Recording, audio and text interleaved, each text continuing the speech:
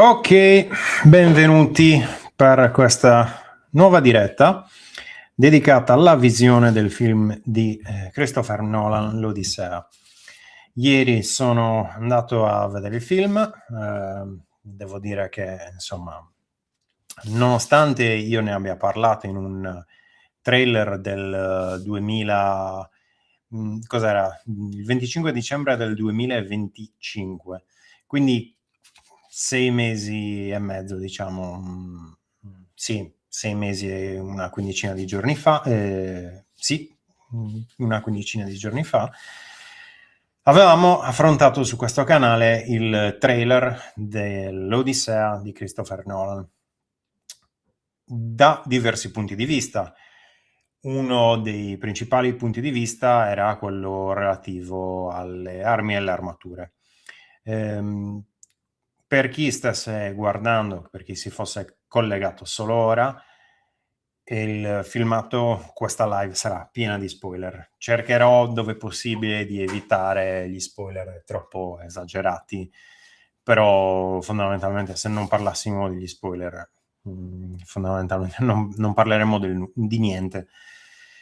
Per quanto riguarda le armi e le armature, la veridicità storica e altri fattori che mi competono da archeologo, vi annuncio già che il film è una cosa terribile, cioè è veramente terribile.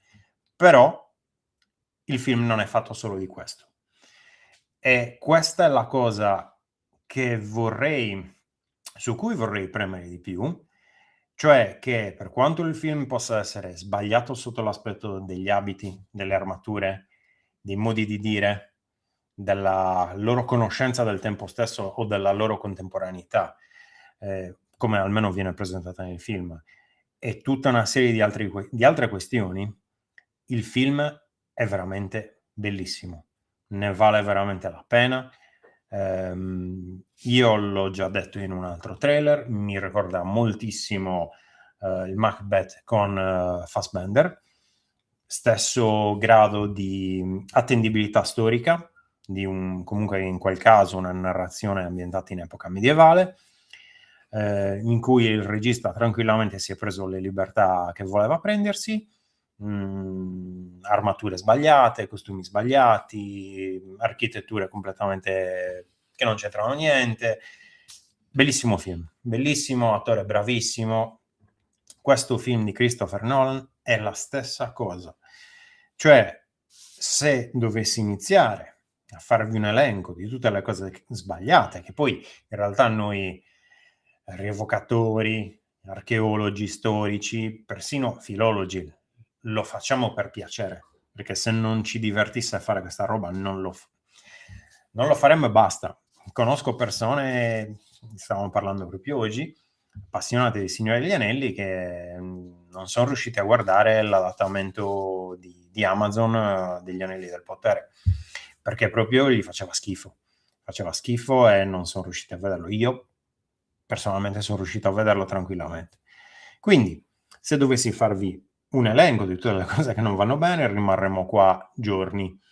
Siccome non penso che sia la cosa più importante, vi farò come dire, una serie di pro e contro del perché mi sia piaciuto e del perché non mi sia piaciuto, però dal punto di vista completamente al di là dell'uso degli abiti, delle armi, delle armature e dell'attinenza storica in generale.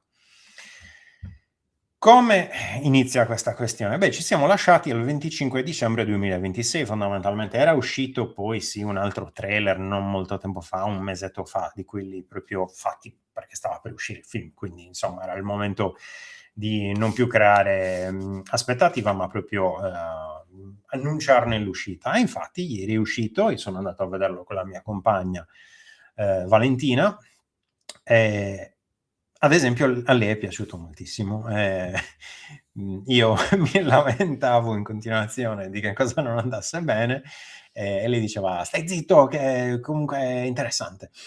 Quindi, per quanto riguarda, come dire, il motivo per cui, ne abbiamo parlato su questo canale, inizialmente era ovviamente l'attendibilità storica, ma ormai siamo andati ben oltre questo concetto e direi anche oltre i concetti di quali attori siano più o meno adatti per essere, come dire, scritturati per quanto riguarda proprio la loro attendibilità o meno da un punto di vista anche fisico o fenologico, potrebbero dire alcune persone. Cioè,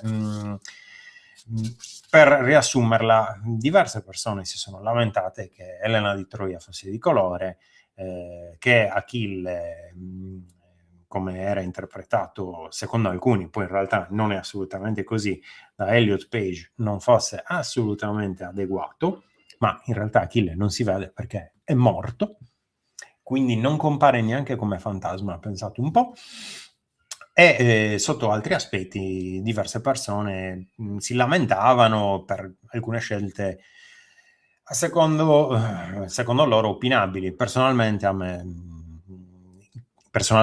è proprio rafforzativo, non me ne può fregare di meno. Può essere viola, può essere verde, può essere di colore nero, rosso, giallo, non me ne può fregare di meno. Che stia interpretando la biondissima Elena o come si legge nei poemi omerici dalle braccia bianche, una persona di colore, non mi interessa. Siamo in una società ormai profondamente non tanto multiculturale, che lo è, ma multietnica, quindi queste cose ormai non hanno, per me almeno, neanche più senso. Dal punto di vista di attendibilità, gli stessi attori sono americani o anglosassoni in genere, quindi già di per sé non hanno le fattezze dei greci di 2800 anni fa, 2900, insomma 3000 quasi. Quindi questioni di lana caprina, potremmo dire. Per quanto riguarda invece quello che vorrei presentarvi, cioè la parte che veramente mi è piaciuta, prima vi inserirò tutta una serie di piccoli dettagli che almeno personalmente hanno contribuito a farmi storcere il naso. E cioè quelle parti in cui la mia compagna proprio mi diceva ma chi se ne frega di quello, dell'altro, che tranquillamente ha ragione, perché io ovviamente guardo poi queste cose dal punto di vista dell'appassionato di oplologia, di armi e armature. Molti ovviamente non lo sapranno, ma io mi sono impegnato nella realizzazione di cortometraggi, piccoli documentari, cioè ho un certo trascorso con il mondo sia del cinema che dei documentari, e quindi più o meno come funzionano le cose ne ho una conoscenza molto epidermica, però ho avuto modo di vedere come funziona questo mondo, soprattutto dal punto di vista di armi e armature, perché io le ho fornite, e io stesso in passato ho fatto anche comparsate, ho fatto, come dire, alcune apparizioni in armatura, spesso molto fugaci in realtà, però come dire, da questo punto di vista non vi farò una live di un'ora, perché alla fine staremo qua la solita oretta, però potrei dirvi ad esempio, inizia il film, ovviamente scena del cavallo di Troia, spoiler alert, ovviamente, se non l'avete visto abbandonate il filmato, andate a fare altro, mangiatevi una pizza, non lo so, però qua altrimenti non discutiamo di nient'altro. Bellissima scena, arrivano i cavalieri troiani. Non c'erano i cavalli, almeno non venivano montati a pelo. Questa cosa del cavallo utilizzato è soprattutto nelle ultime fasi, quelle che non sono neanche più pertinenti al mondo miceneo, sono proprio delle fasi ultime del cosiddetto tardo elladico, che in realtà dovrebbe essere tardo elladico 3C, roba proprio da archeologi, ragazzi. Però sappiate che in alcune raffigurazioni, pensate, i cavalieri venivano rappresentati in maniera tanto errata, perché erano ancora qualcosa di poco noto, tant'è, se pensate al mito dei centauri, fondamentalmente alcuni hanno ipotizzato che fossero i primi cavalieri visti da queste popolazioni della Grecia micenea dell'età del bronzo. Comunque, questi personaggi vengono rappresentati addirittura come se stessero attraversando l'animale, con proprio questa trasparenza che li fa sembrare quasi come se fossero incorporei. Ovviamente perché gli artisti non avevano la conoscenza di che cosa fosse questo animale, era molto limitato e soprattutto veniva utilizzato pochissimo se non dalle figure elitarie del tempo. Quindi stiamo parlando dei Wanax micenei, il re micenei per dire. Quindi già questa roba era presente in Troy, tra l'altro altro film Super Colossal che figurerà più o meno in questa live come paragone, non necessariamente positivo. E per quanto riguarda l'uso del cavallo, diciamo che un po' più ci aveva azzeccato Troy, facendolo vedere come mezzo di trasporto elitario per i re micenei e basta. Se non poi nelle varie apparizioni nello stesso film che lasciavano il tempo che trovavano. Per quanto riguarda, ad esempio, dal punto di vista delle armi e delle armature, le spade utilizzate nel film sono effettivamente spade di tipo miceneo, le spade micenee di tipo G, sostanzialmente quelle che vengono chiamate spade a cornetti, che in realtà sono del tipo C, però fondamentalmente per capire, sono spade corte, sono spade in bronzo, non vengono usate come si vedono nel film, dove si para con la spada, altra cosa assolutamente sbagliata. Se vogliamo parlare di questo aspetto, il film è veramente terribile, cioè i classici cliché di spadate date contro gli scudi, di spade che sbattono tra di loro. Tra l'altro spade in bronzo io le ho anche usate per la sperimentazione della mia tesi di laurea, non si usavano così, si piegano, sono armi terribili da usare nel senso medievale del termine. Però devo dire che sotto questo aspetto, quindi il regista comunque ha dimostrato una certa attenzione, anche quando vengono usate le asce di penne alla fine del film, l'arco di Ulisse è un arco composito, quindi anche lì sciazzecca, perché comunque si capisce dalla narrazione umerica che era probabilmente un arco arrivato alla fine, dopo lunghi commerci, un arco probabilmente scitico o comunque un arco composito. Chi non lo sapesse, sono archi composti da corno e tendini, quindi non sono proprio oggetti ben conosciuti nella Grecia micenea del tempo. Per quanto riguarda il resto, ad esempio, uno degli errori principali, ma perché quello comunque è impossibile da non notare, l'uso di una nave vichinga al posto di una, come dire, di una nave della Grecia dell'età del bronzo o della fine dell'età del bronzo. Cioè questa roba personalmente per me è inguardabile. Ovviamente quando si parla del film parlano di non so quanti milioni di euro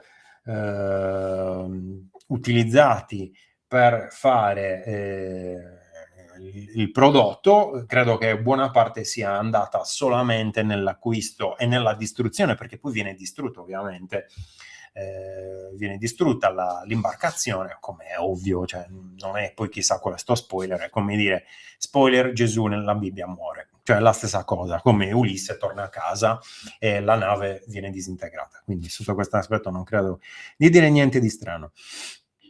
Per quanto riguarda le ambientazioni, qua iniziamo già a, come dire, a entrare nel discorso opinabile. Ho visto che molti si sono lamentati dicendo che questo prodotto, un famoso canale Istorica, ha detto ad esempio è un prodotto fortemente anglosassone, queste ambientazioni nordiche.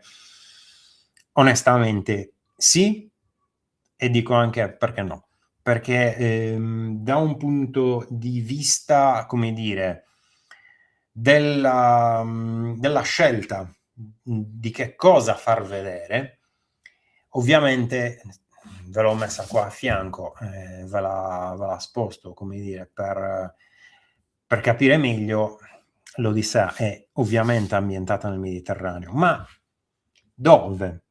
Nel Mediterraneo, che al tempo era ancora abbastanza sconosciuto. Infatti, voi superate la divisione del Mediterraneo tra Mediterraneo orientale e quello occidentale e vedremo che la maggior parte del viaggio di Ulisse, anche nelle versioni più accettabili, è sempre nel Mar Tirreno, nel Mar di Sardegna, insomma si sposta su questa direttrice.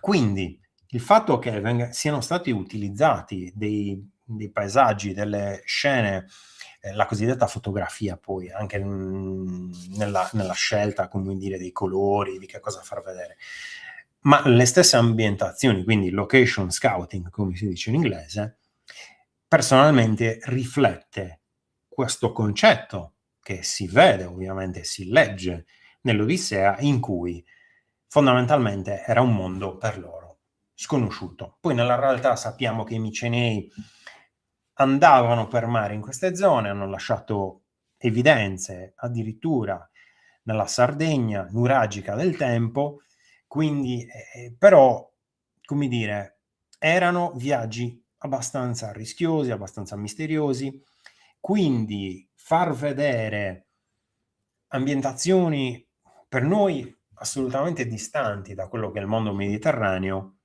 credo che abbia questa motivazione, cioè rendere l'idea di veramente di un viaggio ai confini del mondo. Ovviamente noi moderni, per noi la fine del mondo lo sappiamo, ormai non è neanche più il globo terracqueo, è lo spazio. Quindi far vedere dei luoghi praticamente quasi al Polo Nord, o comunque in luoghi praticamente nord europei, è chiaro che dà questo senso di inesplorato. Quindi sotto questo aspetto io non mi sento di dire che abbiano fatto una scelta errata, anzi mi è molto piaciuto. Per quanto riguarda invece gli attori, qua si torna a uno dei temi più divisivi probabilmente di tutto il film, a mio vedere fatto apposta, perché far vedere per l'ennesima volta Elena di Troia o Elena di Sparta bianca dalle bionde trecce non avrebbe creato nessuno scalpore, nessuno sarebbe andato probabilmente a vedere questo film. Tutta questa cosa probabilmente è nata ed è stata motivata, come era già successo per l'Achille Nero di un famoso serial televisivo uscito non molti anni fa, semplicemente per fare discussione, per fare flame, chiamatelo come volete. Scelta azzeccata dal punto di vista della bellezza dell'attrice e della sua capacità? Sicuramente dal punto di vista della bellezza sì, una donna indubbiamente molto bella. Dal punto di vista della recitazione è stata molto convincente, perché comunque si vede per pochissimo e il poco che si vede rimane in testa, quindi evidentemente l'attrice ha una capacità di saper comunicare in quel brevissimo lasso di tempo che le è stato dato, come dire, i diversi sentimenti, perché poi interpreta due personaggi diversi, interpreta Elena ma anche Clitennestra, e fondamentalmente le caratterizza anche in modo diverso, cioè Clitennestra ovviamente, per chi non avesse mai letto niente, uccide Agamennone, quindi è chiaro che se Elena di Troia è molto più remissiva anche nel modo di comportarsi nei confronti di Menelao, scusate sono stanco, Clitennestra invece no, ovviamente uccidendo il marito è molto più aggressiva. Quindi sotto questo aspetto l'attrice è stata decisamente competente, non mi sento di dire nient'altro.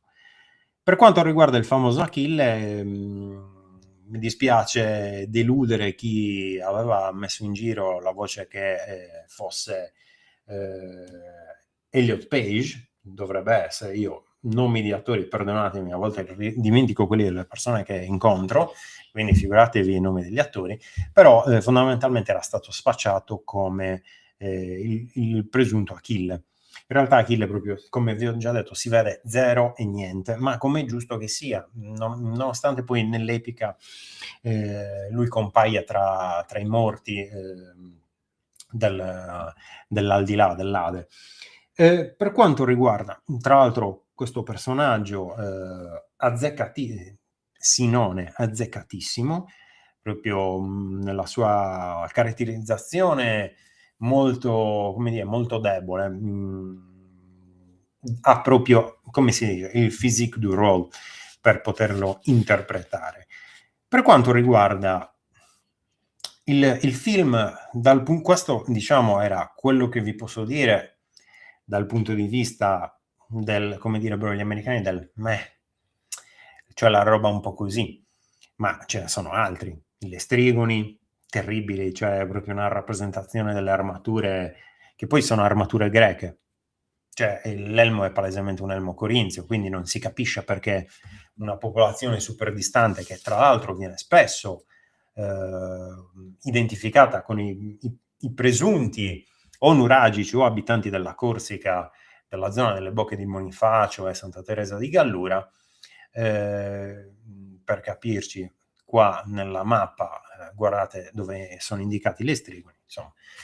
Solitamente nelle ipotesi, nelle interpretazioni viene proposto la Sardegna come luogo in cui probabilmente Omero, ovviamente le diverse attribuzioni davano questa popolazione come autoctona, e a volte mettono anche Polifemo, dipende molto, altre volte trovate le sirene, dipende veramente da quale interpretazione si va a vedere. Comunque, sti benedetti lestrigoni, che nel mito tiravano i massi sulle imbarcazioni di Ulisse, qua semplicemente scendono e fanno un casino bestiale, distruggendo tutto. La cosa positiva, non tanto nelle armature, quanto nel fatto che il regista abbia scelto delle persone effettivamente abbastanza grandi. Cioè, una cosa che mi è molto piaciuta è l'uso quasi a zero della computer grafica, dei trucchi cinematografici con la grafica al computer, eccetera, eccetera. Cioè, questa è una cosa, cioè se dovessimo considerare questo film, potremmo effettivamente considerarlo come Il canto del cigno, cioè questo probabilmente sarà veramente uno degli ultimi film che noi vedremo fatto in questo modo, con una simile attenzione, con un budget simile, perché ormai l'ho detto anche in un intervento che ho fatto in un recente convegno archeologico, da un punto di vista cinematografico, i futuri prodotti documentaristici, cinematografici, quello che volete, verranno probabilmente tutti fatti con l'intelligenza artificiale a casa. Quindi anche il mio lavoro parallelo, che poi è un hobby, di fornire armature e armi per prodotti documentaristici o cinematografici, probabilmente verrà tutto messo in scatola o pensionato, o comunque rimarrà soltanto come esibizioni da un punto di vista o rievocativo o tutto quello che si può fare di persona, quindi mostre e questo tipo di musealizzazione, potremmo dire. Dal punto di vista del film, adesso passando sulle cose veramente positive, devo dire che dalle prime battute il film colpisce, ovviamente in positivo, se non guardate tutto quello che vi ho detto, quindi abiti, armi, armature, scudi, uso di animali dove non dovrebbero essere, modi di dire. Una cosa veramente terribile che io non veramente sicuramente ho sbottato quando ero al cinema è quando in una scena dicono fondamentalmente questa è età del bronzo che sta finendo.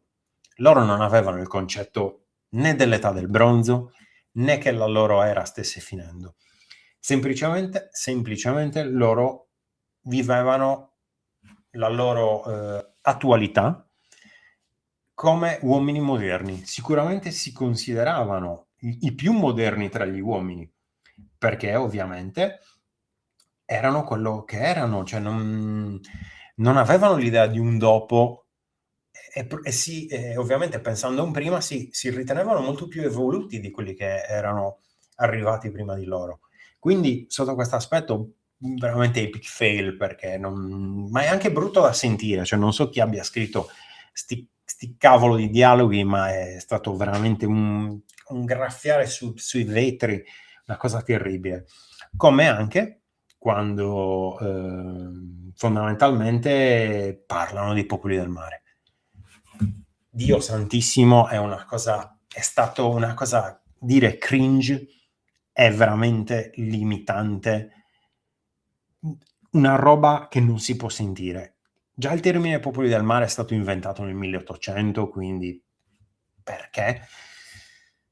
Potevano usare io capisco che hanno usato la fine dell'età del bronzo, i popoli del mare, per comunicare alle persone che non sanno niente dove fossimo, cosa stesse succedendo, chi poteva essere chi, però è una cosa che non si può sentire.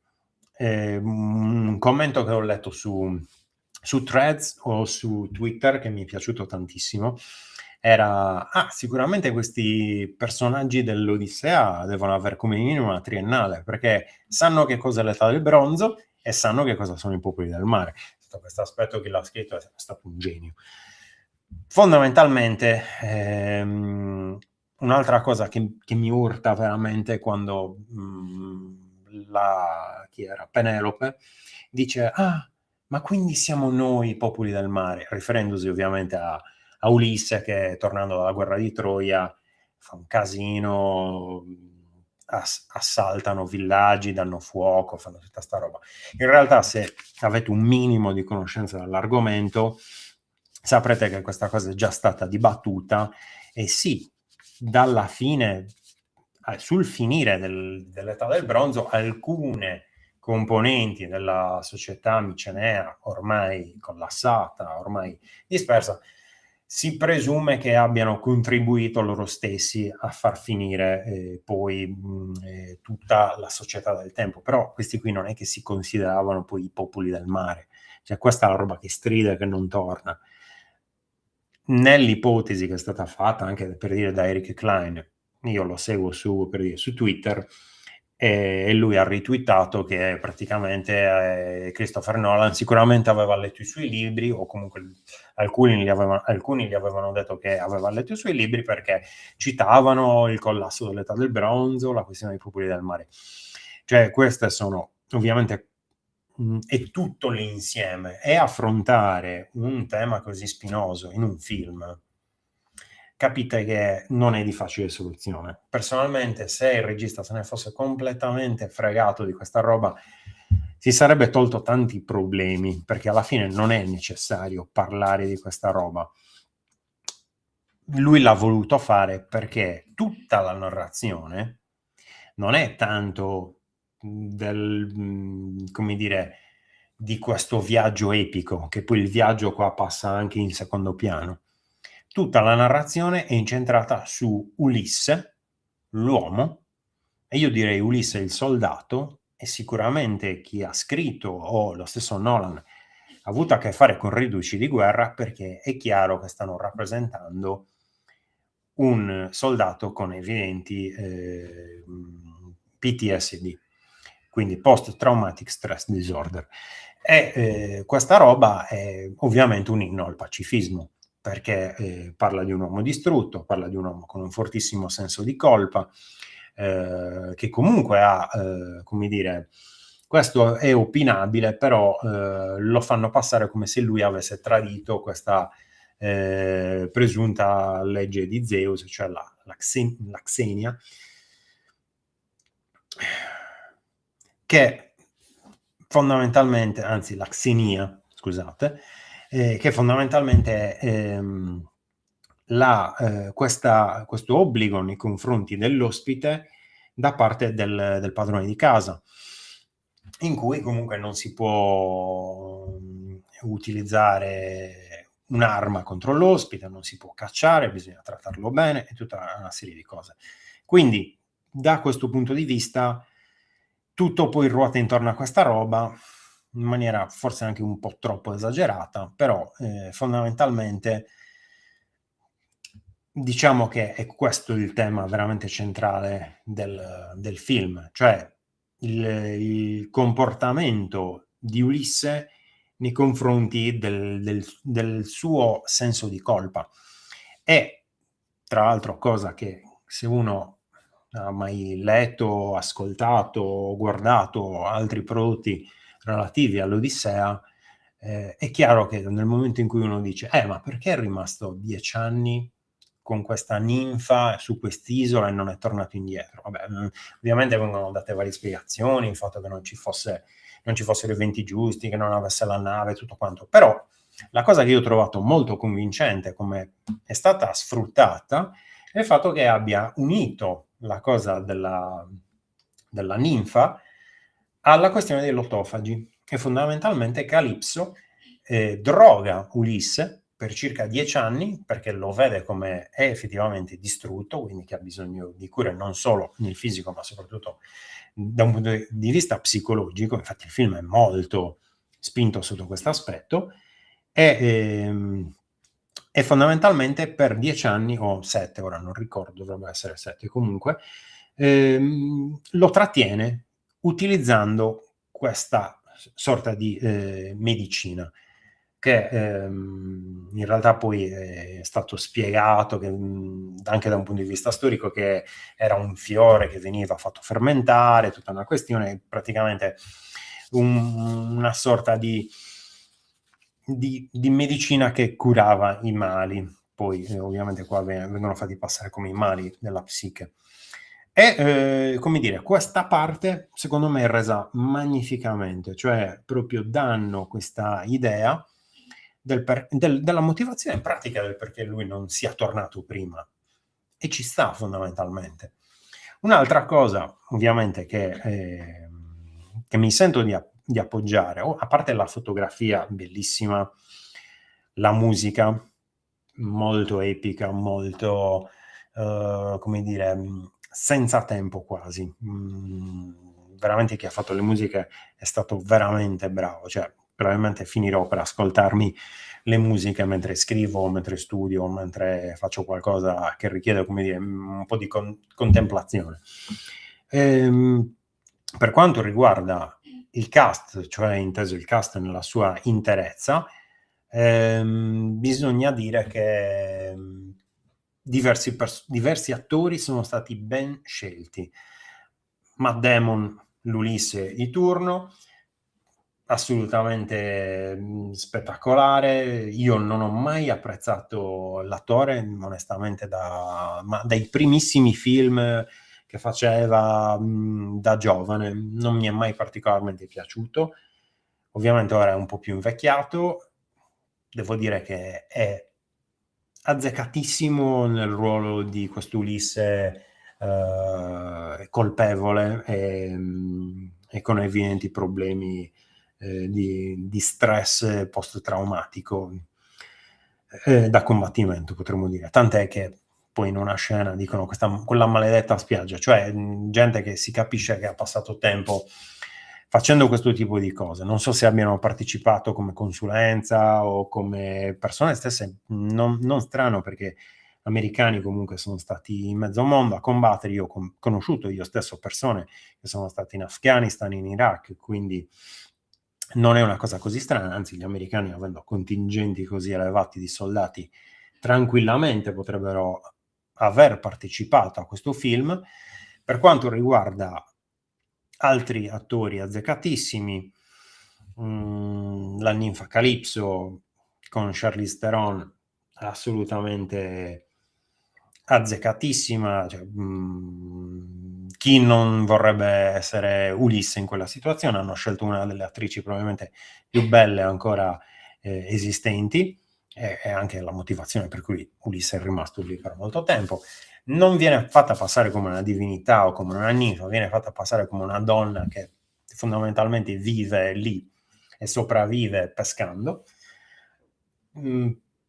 trovato molto brava l'attrice che ha interpretato la maga Circe, tra l'altro scena assolutamente horror, senza che tra l'altro si vedesse sangue o niente di che, veramente, ovviamente parlo della scena in cui i marinai, i soldati di Ulisse vengono trasformati in maiali. Chi ha ascoltato i racconti, personalmente io al posto delle favole di Cappuccetto Rosso mi raccontava mia zia materna, mi raccontava Ulisse e Polifemo di come gli infiocina l'occhio.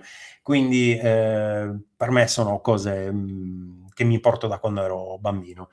E quindi, come dire, la maga Circe che trasforma i marinai di Ulisse in maiali, scena in cui sì, effettivamente lì c'è della computer grafica, ma resa benissimo, con questa sorta di trasformazione quasi meccanica, quasi manuale, veramente bello, veramente, veramente bello. Che dire degli altri attori? Anne Hathaway come Penelope ci sta benissimo, essendo anche lei ovviamente un po' invecchiata, ha tutta l'austerità di Penelope che rimane ad attendere Ulisse per 10 anni. Robert Pattinson nelle vesti di Antino, antipatico, con quella faccia da prendere a schiaffi che è azzeccatissima, e comunque lui, attore bravissimo. Io non ho ancora visto, e probabilmente non lo vedrò mai, il film dove interpreta Batman. Ho saputo che è un film veramente fatto bene, lui è un attore molto competente. La maggior parte di noi, con una certa, se lo ricorderanno nella triste saga di Twilight, quando siamo stati obbligati a vederlo da ragazzi, dalle nostre fidanzate. Che dire, l'avremmo tutti voluto prendere a schiaffi, quindi vederlo essere preso a schiaffi fa sempre piacere, più che altro perché è un attore veramente bravo e sa farsi odiare, e bisogna essere attori veramente bravi per riuscire a farsi odiare. E che altro dire? Sì, ne ho già parlato. Agamennone, interpretato da Benny Safdie, anche lui compare pochissimo. L'armatura, per carità di Dio, fa schifo, però è molto tamarra, e alla fine nel contesto in cui viene usata ci sta anche, anzi onestamente, se proprio uno avesse voluto dire usiamo sta armatura terribile, brutta, plasticosa, tutto quello che si vuole, almeno rendete il volto dipinto di nero irriconoscibile, così non capiamo chi c'è sotto. E Agamennone ha veramente quest'aura quasi mortale, quasi mefistofelica. Per quanto riguarda Menelao, John Berthal, anche lui conosciuto per il ruolo di The Punisher, ci sta, perché comunque Menelao è sempre stato raffigurato come un personaggio sanguigno. Terribile anche l'armatura con cui l'hanno vestito, sembra proprio l'armatura di The Punisher. Per dire altri attori, John Leguizamo, io me lo ricordo perché aveva fatto un ruolo all'interno di Romeo più Juliet. Era ovviamente molto più, io ero un ragazzino, era molto giovane anche lui, sicuramente nei suoi 20 anni più o meno, invecchiato, sempre più bravo, un bravissimo. Qua faceva il ruolo del porcaro, quindi Eumeo. Altri, Himesh Patel, il compagno di Ulisse. Poi ci sono altri personaggi, vabbè, Sinone già parlato, interpretato da Elliot Page, che tra l'altro si rivede poi in più occasioni, ovviamente, quando si va a parlare con i morti.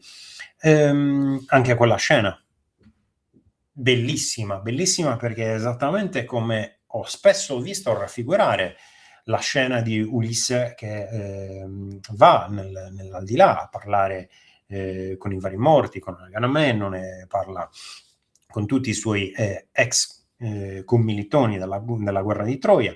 Quindi l'ambientazione ci sta, è bella, è cupa, non so se sia l'Islanda o qualche altro paese del genere, ma veramente azzeccatissima come tra l'altro la presenza del fiume, anche quello del fiume Stige, quindi ci sta, è tutto fatto molto bene, molto realistico. Ovviamente se voi andate a guardarvi la cartina è chiaro che tra la Maga Circe, localizzata nell'area del Circeo, e l'Averno, che dovrebbero essere i campi Flegrei nella Campania.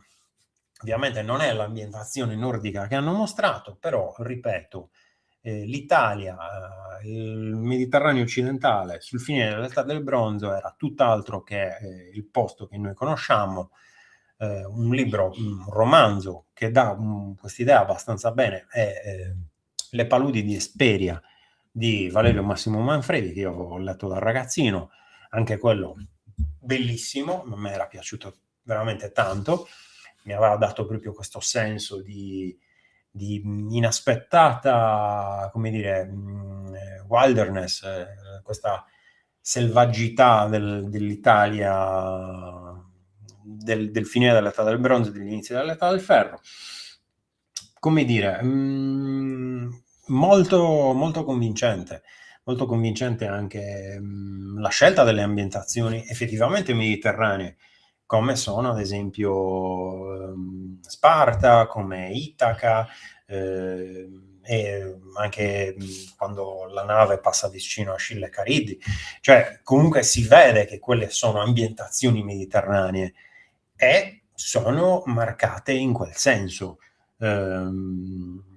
Diverso quando Ulisse va dalla Maga Circe, là palesemente roba irlandese, ma proprio per dare l'idea di questo mondo onirico, di questo viaggio nel mondo sconosciuto del tempo, che come altro puoi renderlo modernamente se non con questi posti lontanissimi, così distanti. Personalmente assolutamente fatto bene. Parlando di altro, che dire, io ho avuto veramente una scoperta di che cosa fosse questo IMAX, non mi ero mai interessato particolarmente, non sono un grande fan di macchine da presa, al massimo conoscevo la Red, che è stata utilizzata in alcune produzioni in cui ho partecipato, però anche tutta la problematica che ho visto poi relativa all'uso di queste super macchine da presa gigantesche di altissima qualità, che fanno un rumore pazzesco, quindi si sono dovuti ingegnare per isolarle, si sono dovuti ingegnare per lo sguardo degli attori, quindi con un sistema di specchi, tutta una roba super complessa per una cosa che poi alla fine è banale, come diceva qualcuno, lo sguardo tra due attori, per aiutarli a medesimarsi. Quindi, sotto questo aspetto, chapeau. Le ambientazioni, già detto, per dire Itaca hanno utilizzato un castello probabilmente non tanto medievale, un po' più tardo, però veramente azzeccatissimo, dà comunque l'idea di come poteva essere un palazzo miceneo nel tempo, molto come dire, molto basso come architettura, abbastanza compatto. Non è certamente come sarebbe stato rappresentato se avessero fatto un prodotto più ricercato, però anche è vero che pagare qualcuno per costruire tutto il set di un palazzo miceneo sarebbe stato forse un po' troppo. Sotto questo aspetto devo dire che la scena in cui attaccano Troia e ovviamente la espugnano non è proprio il massimo. Sotto questo aspetto è molto fatto meglio Troy da un punto di vista proprio delle architetture. Si vede che hanno utilizzato qualche ambientazione probabilmente in Medio Oriente o in Algeria o Marocco, non ho idea di dove fosse, dove comunque la spesa non è stata eccessiva. Molto bello quando cadono alcune torri, peccato che poi ne abusino, quindi questa roba si vede alla fine che sono delle torri cave e cadendo proprio sembrano dei sacchi sgonfi. però comunque molto, molto epico, ci sta, dà una bella resa. Sotto l'aspetto dell'assedio di Troia poi si ricollega il fatto, secondo me volutamente ricercato, che non si veda mai il volto dei troiani, sono sempre rappresentati con questi elmi che tra l'altro non ho capito il perché abbiano usato degli elmi corinzi per rappresentare l'altra fazione rispetto ai greci, ma tant'è. Comunque non si vedono mai in volto i troiani, se non in rarissime occasioni, e una delle poche occasioni in cui si vede il volto di una troiana, e poi la motivazione per cui si vede poi l'uso di questo volto per rappresentare una divinità. E infatti questa divinità è una delle poche divinità rappresentate in tutto il film, cioè voi non vedrete mai il volto, per dire, di Poseidone, non vedrete mai il volto di Zeus, vedrete il volto di questa divinità. E sotto questo aspetto, personalmente ritengo sia stata veramente una genialata, una scena veramente ragionata e molto toccante. E tutto questo, quando vedrete il film, ora non ve lo dico perché è veramente una delle cose più interessanti, quindi non ve la voglio rovinare, ma quando vedrete questa scena capirete il perché sono stati usati gli attori e le attrici che sono state usate per interpretare certi ruoli. Quindi, sotto questo aspetto, passiamo oltre, comunque azzeccatissimo, 10 più. Per quanto riguarda la narrazione è una delle cose più belle di tutto il film. Pazienza per le armi, pazienza per i costumi, per dire Tom Hollander o anche Ulisse con i pantaloni. Non c'erano i pantaloni al tempo, però io capisco che è stato richiesto anche a me quando ho fatto alcuni prodotti documentaristici e di alcuni corti. Gli attori e i registi non vogliono mai far vedere le persone in tunica, come potevano essere dei legionari romani o, per dire, cartaginesi discinti, perché comunque danno un'idea di sciatteria. Poi, vabbè, lasciamo perdere il fatto che tutti i film di un tempo mostrassero questi super attori come dire, cazzutissimi in tunichetta, e onestamente non sembra essere presente questa necessità di dargli per forza i pantaloni, però evidentemente è una cosa sentita. E a parte questa roba, la narrazione è veramente fatta bene, cioè 3 ore di film e scorrono come se fossero 10 minuti. Voi vi guardate il film e rimanete attaccati allo schermo per 3 ore di fila, senza distrarvi, senza pensare ma quando finisce, come spesso accade in certi prodotti di sicuro minor valore o peggior montaggio. E sotto questo aspetto il montaggio è molto serrato, cioè comunque ci sono i flashback di Ulisse quando ripensa al passato. Ovviamente la storia si muove su 2 luoghi tra loro diversi, che poi diventano 3, quindi Ulisse che è perso nel mondo mediterraneo occidentale e ha dei ricordi, perché ovviamente lui parte già da un punto della narrazione, dalla contemporaneità della narrazione, e quindi ricorda come è arrivato sino a quel punto. Quindi già qui c'è un salto temporale. L'altro salto è invece geografico e relativo ovviamente alla vicenda di Penelope con il figlio Telemaco. Quindi anche lì bravissimo il regista a riuscire a far vivere contemporaneamente queste due cose, che è il problema poi di raccontare storie così complesse.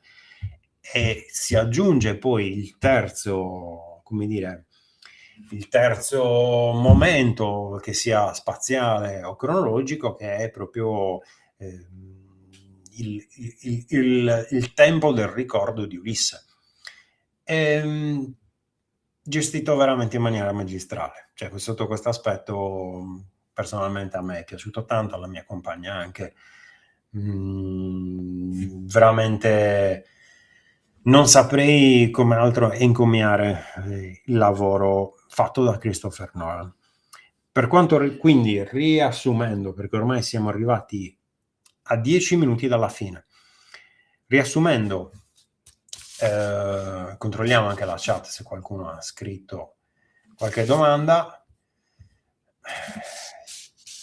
A breve vi rispondo.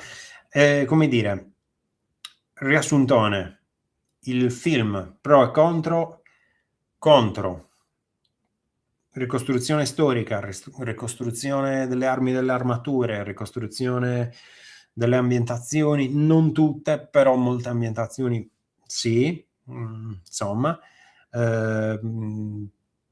Sempre contro, utilizzo magari di cose che non c'erano al tempo, utilizzo sbagliato di termini, parole, modi anche di ragionare assolutamente fuori dal tempo di questi uomini che si consideravano assolutamente moderni, non come qualcosa che stava finendo, ma questo è funzionale al racconto della narrazione. Sempre contro il finale, personalmente non mi è piaciuto, troppo veloce rispetto alla come dire, alla velocità, alla tempistica di tutto il film. Il finale è troppo veloce, passa troppo in fretta. Tra l'altro, per chi ha letto o comunque si è interessato dei poemi omerici, sa che Ulisse, come anche viene citato da Dante Alighieri, riparte per continuare il suo viaggio, cioè questo moto che lo spinge a proseguire il viaggio, però nel film va in maniera un po' diversa. Personalmente l'avrei fatto morire, ma detto proprio tranquillamente, anche perché avviene tutta se negli altri prodotti cinematografici Ulisse esce più o meno sempre indenne, qua non ne esce proprio pulitissimo da un punto di vista del combattimento, e anzi era da aspettarsi che il film finisse in un certo modo, invece non finisce in un certo modo. Però, come dire, non credo che questo sia uno spoiler, perché nelle diverse versioni viene ucciso in altri momenti dalla spina sardonica, e poi vabbè, ovviamente Dante Alighieri lo piazza all'inferno, la famosa frase fatti non foste a vivere come i bruti, ma per seguire virtù e conoscenza. Sotto questo aspetto Ulisse effettivamente termina il suo viaggio in questo modo, in maniera un po' inaspettata. Io personalmente veramente l'avrei fatto eclissare in un modo meno elegante, però da un punto di vista di tutto il resto credo che sia, come ha scritto il nickname è veramente azzeccato, complimenti.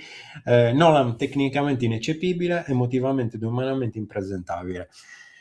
Mm, diciamo che sì, c'è molta tecnica, su alcune scelte ovviamente è opinabile, veramente opinabile.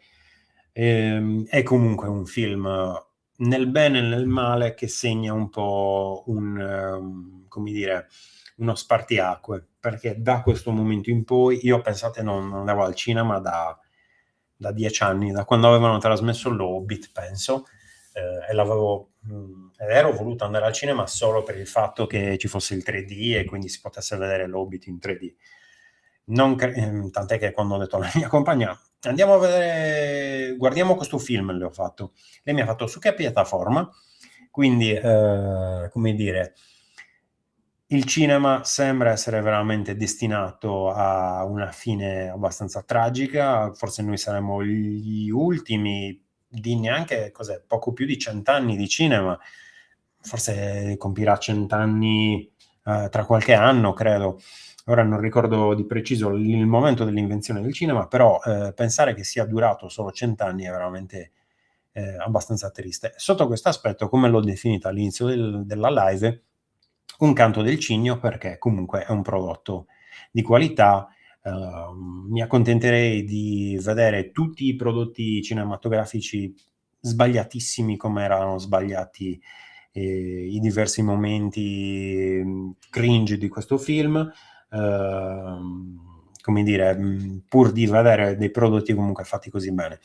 In realtà probabilmente la tendenza sarà in direzione opposta, con prodotti, come avevo detto in questa conferenza scientifica, con la creazione di prodotti unicamente tramite intelligenza artificiale. Già ora si vede che spuntano registi cosiddetti a destra manca che dicono di fare cinema e fondamentalmente mettono un paio di prompt su Pollo AI, per dirne una. Quindi da un punto di vista del contro, assolutamente metto il finale, almeno per me personalmente, metto altre scelte opinabilissime. Dalla parte del pro, sicuramente il fatto che sia stato girato integralmente, quasi del tutto privo di computer grafica, se no, come dicevamo, per Circe, e altre due scene che ho notato effettivamente realmente stridevano nel complesso, in cui non so se siano queste, ma si vedono i marinai e lo stesso Ulisse nella barca mentre la carrellata si allontana, probabilmente con un drone, e si vede che sono stati messi in computer grafica. Tra l'altro barca che, come ho già detto prima, è una Langship vichinga, quindi sta cosa, ma forse, non lo so, magari è stato scelto proprio perché alla fine lo distruggono, magari era una vecchia nave vichinga di quelle realizzate in archeologia sperimentale, no? Magari dismessa, l'hanno venduta sapendo che magari l'avrebbero distrutta. Comunque, questo sta tra i contro. Per quanto riguarda altri contro, onestamente ve li ho già detti all'inizio, non ve li ripeterò. Però l'unica cosa che alla fine mi sento di dire è il messaggio che dà lo stesso regista, lo stesso personaggio Ulisse, che alla fine si mette da parte, oberato e sepolto quasi da questi sensi di colpa, e sotto questo aspetto decisamente un prodotto, come dire, un film molto psicologico, molto introspettivo, molto basato sulla rappresentazione visiva delle ambientazioni, della fotografia, di tutto quanto, invece che essere basato su le cose che onestamente sembravano proprio mancare e sono mancate in questo film. Quindi le scene d'azione, pochissime e meno male. Ad esempio si vede all'inizio una scena di allenamento tra Telemaco e un altro personaggio, non ricordo, dovrebbe essere Mentore. Comunque inguardabile, non riesce assolutamente a tenere il ritmo, per dire, del combattimento tra Achille ed Ettore nel film Troy, che è forse uno dei più bei combattimenti stage combat organizzati per il mondo del cinema che esistano attualmente. Detto ciò, a 2 minuti dalla fine del video, io vi consiglio assolutamente, come dice il riassunto di storia, che piaccia o non piaccia, di andare a vederlo, solo per come dire, poter dire sì, l'ho visto, non mi piace per questo motivo. Tanto è un'esperienza, come dire, cinematografica, e come tutte le esperienze c'ha i suoi aspetti positivi e i suoi aspetti negativi. Io non mi sento di consigliarvi altro se non di andare veramente a vederlo di persona, farvi la vostra idea, senza la narrazione pallosa del sottoscritto, di cui onestamente non necessitava nessuno. Spero che il video vi sia piaciuto, spero che quest'ora trascorsa in compagnia del sottoscritto sia stata piacevole, che insomma vi abbia dato qualche informazione rilevante di vostro interesse, e che magari da questo video nascano anche ulteriori spunti in futuro per parlare sempre di adattamenti cinematografici e, come dire, ricostruzioni storiche e archeologiche relative al mondo antico. Vi auguro una buona nottata e noi ci rivediamo presto sempre su questo canale. Un caro saluto.